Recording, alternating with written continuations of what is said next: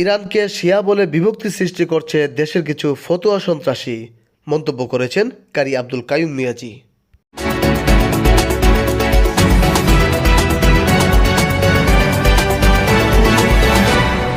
দেশবরেণ্য ইসলামী আলোচক কারি আব্দুল কাইয়ুম মিয়াজি বলেছেন, ইরান যখন ফিলিস্তিন এবং মুসলমানের পক্ষ হয়ে আমেরিকা এবং ইসরায়েলের বিরুদ্ধে মিসাইল ছুড়ছে, ঠিক তখনই আমার দেশের কিছু ফতোয়া সন্ত্রাসী ইরানকে শিয়া বলে মতপার্থক্য সৃষ্টি করছে।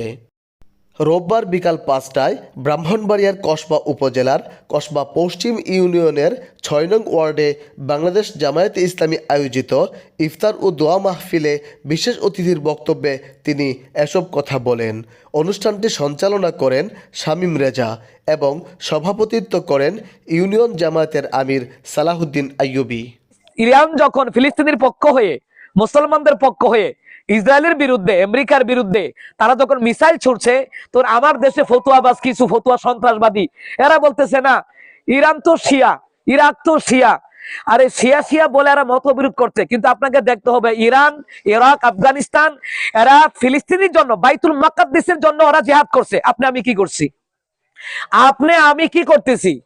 এবং গোটা বিশ্বের মধ্যে যেখানে যেখানে আমেরিকার আগ্রাসন আছে, আমেরিকার ঘাঁটি আছে, ওইগুলাই ইরান চিহ্নিত করে করে ধ্বংস করছে, যাতে মুসলমানদেরকে এরা ভবিষ্যতে হত্যা করতে না পারে।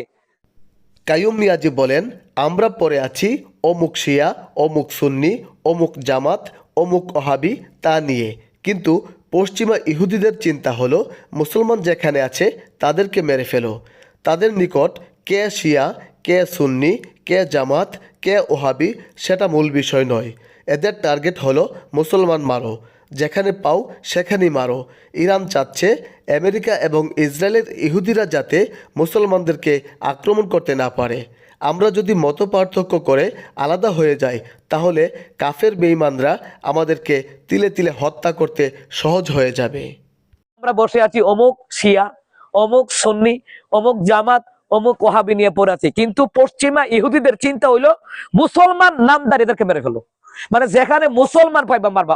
ওদের কাছে কিন্তু কে শিয়া, কে সুন্নি, কে ওহাবি, কে জামাত ওইটা না, এদের টার্গেট হইলো মুসলমান মারো, যেখানে পারো মুসলমান মারো। কিন্তু ইরান চাচ্ছে যে আমরা মুসলমান, ইরান চাচ্ছে যে মুসলমান আমাদেরকে ডিঙ্গায়া যেন আমেরিকা এবং ইসরায়েলের ইহুদিরা যেন মুসলমানদেরকে যেন আক্রমণ করতে না পারে।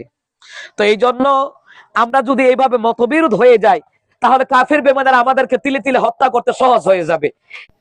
তরুণ এই বক্তা বিশ্বের মুসলমানদের ঐক্যের আহ্বান জানিয়ে বলেন, গোটা বিশ্বের মুসলমানরা ঐক্যবদ্ধ হয়ে কাজ করলে আমেরিকা এবং ইসরায়েলের ইহুদিরা মুসলমানদের দিকে চোখ তুলে তাকানোর সাহস পাবে না। আক্রমণ করতে গেলে এদের বুক কাঁপবে এবং 10 বার ভাববে, কিন্তু আমরা মুসলমানরা বিভক্ত হয়েই আছি।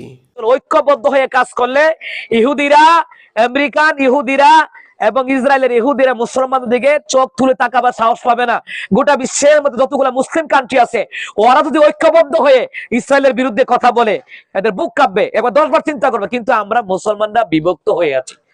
ইফতার মাহফিলে আরও উপস্থিত ছিলেন জেলা জামায়াতের সাবেক নায়েবে আমির এবং উপজেলা চেয়ারম্যান পদপ্রার্থী কাজী ইয়াকুব আলী, ইউনিয়ন জামায়াতের সেক্রেটারি গোলাম সাদেক, সাবেক আমির অধ্যাপক হাফিজুল ইসলাম, হাফেজ নুরুল আমিন, মাসুদুর রহমান জাহিদি, ওয়ার্ড সভাপতি মাওলানা আতাউর রহমান, গোলাম জিলানী সহ স্থানীয় নেতৃবৃন্দ।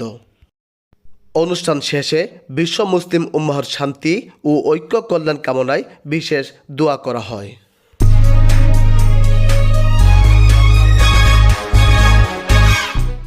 ব্রাহ্মণবাড়িয়ার কসবা থেকে ইয়াসিন খান, নিউজ 724।